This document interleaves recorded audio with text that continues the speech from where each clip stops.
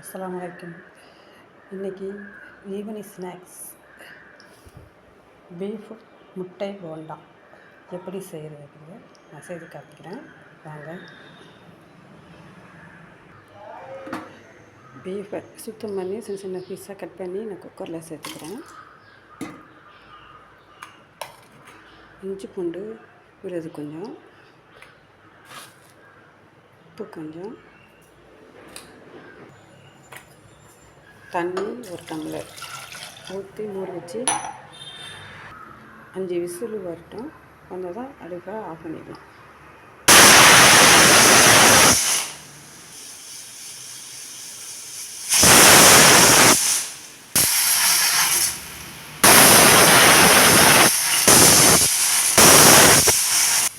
அஞ்சு விசில் அடிச்சிருச்சு. அடுப்பை நான் ஆஃப் பண்ணிக்கிறேன். குக்கரை திறந்து பார்க்கலாம். கறி வெந்துருச்சு. எல்லாத்தையும் ஒரு பாத்திரத்தில் எடுத்துக்கலாம்.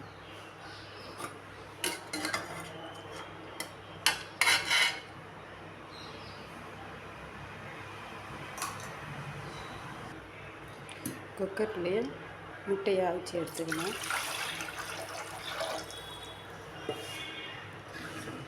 4 முட்டை சேர்க்குறேன்.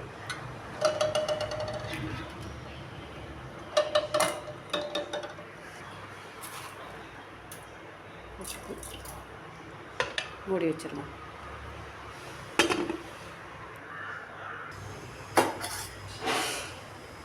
பட்டை, ஏலக்காய், கிராம்பு, பிரெஞ்சு இதை வறுத்து எடுத்துக்கலாம்.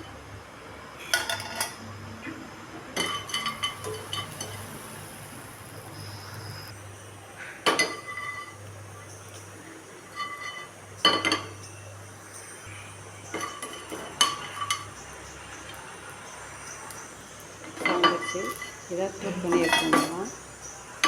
அது மாற்றி சார எண்ணெய் கொஞ்சம் சேர்த்துக்கலாம். பெரிய வெங்காயம் ஒன்று, பச்சை மிளகாய் ஒன்று சேர்த்துக்கிறேன்.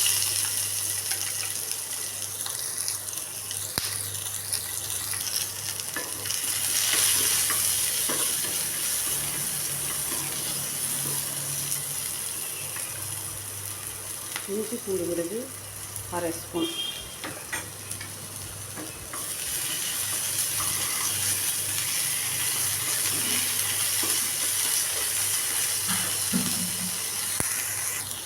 வெங்காயம் அரை பதத்தில் வதங்கினாலே போதும். இப்போ கறியை சேர்த்துக்கலாம்.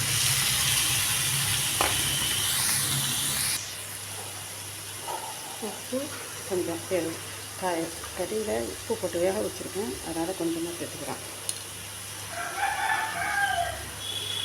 மிளகாத்தூள் 1/4 ஸ்பூன், மஞ்சள்தூள் 1/4 ஸ்பூன்,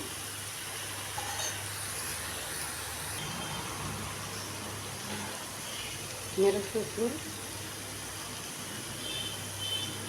ஜீரகத்தூள் 1/2 ஸ்பூன் சேர்த்துங்க.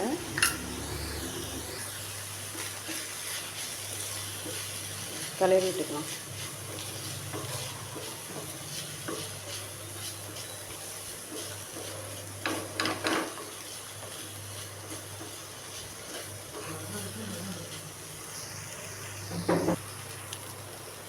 மசாலா போகிற வரைக்கும் வதக்கினா போதும்.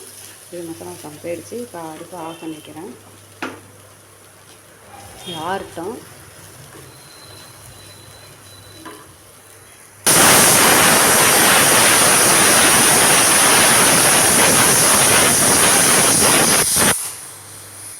முட்டை வேக வச்சோம்னா ஒரு விசில் வந்துடுச்சு. அடுப்பை ஆஃப் பண்ணிக்கிறேன். பட்டை கிராம்பை அரைச்சிட்டு வந்துடலாம். வறுத்து வச்ச பட்டை கிராம்பை பவுட்ரு பண்ணிட்டு வந்துடலாம்.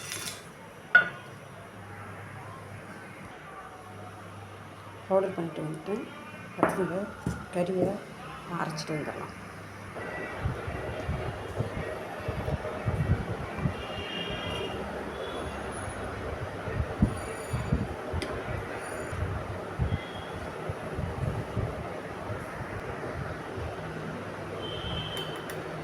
கறியெல்லாம் அரைச்சிட்டு வந்தாச்சு. இதில் அரைச்சி வச்ச அந்த பட்டை கிராம்பு பவுடரை சேர்த்துக்கணும். இதையும் சேர்த்து அரைச்சிட்டு வரலாம். அரைச்சிட்டு வந்து ஒரு பவுலில் எடுத்து வச்சுருக்கேன். 3 ரஸ்க்கு தூள் பண்ணி சேர்த்துக்கலாம். ரஸ்க்கு பவுடரை அதை சேர்த்துக்கலாம்.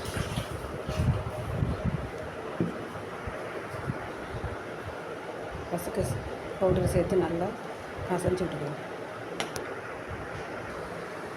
அதே பசைஞ்சு வச்சாச்சு. முட்டை தோல் உரித்து கட் பண்ணி வச்சுருக்கேன். இப்போ இந்த உருளை பிடிச்சி முட்டையை அது உள்ளே வச்சு அப்படியே ஊற்றி எடுத்துக்கலாம்.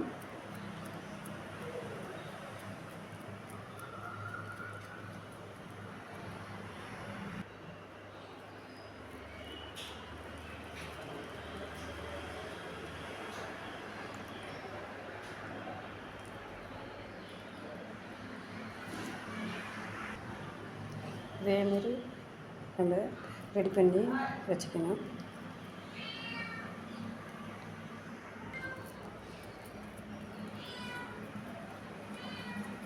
மெல்லிசாக தட்டிக்கணும்.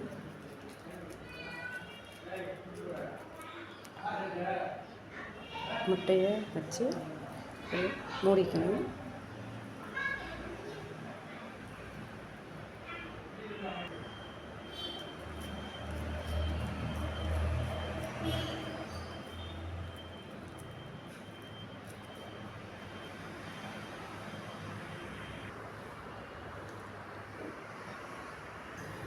அடுப்பில் எண்ணெய் சட்டி வச்சு எண்ணெய் ஊற்றிருக்கேன். அது சூடு வந்ததும் நம்ம ரெடி பண்ணி வச்சுருந்த இந்த முட்டை போண்டாவை போட்டுடலாம். இன்னொன்னா போதும்.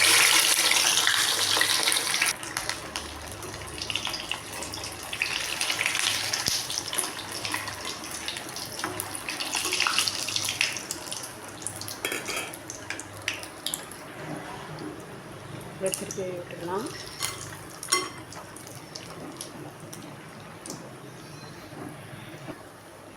சவந்துடுச்சு, எடுத்துக்கலாம்.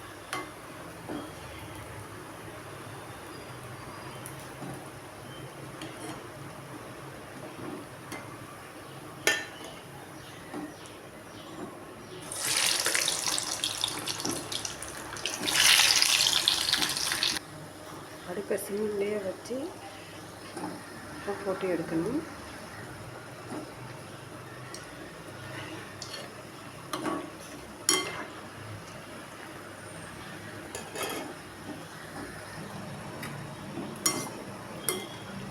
கவுந்தரிசி எடுத்துடலாம்.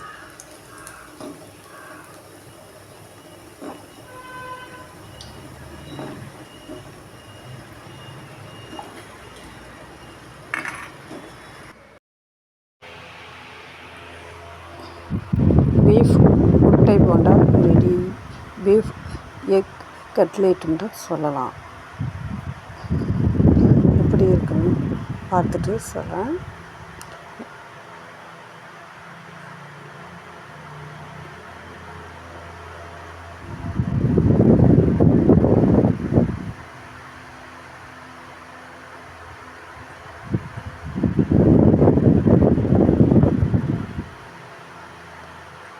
சூப்பராக இருக்குது. நல்லா டேஸ்ட்டாக நல்லா இருக்குது. நீங்களும் இதேமாரி ட்ரை பண்ணி பாருங்கள். பார்த்துட்டு கமெண்ட் பண்ணுங்கள், ஷேர் பண்ணுங்கள், சப்ஸ்கிரைபர் பண்ணுங்கள்.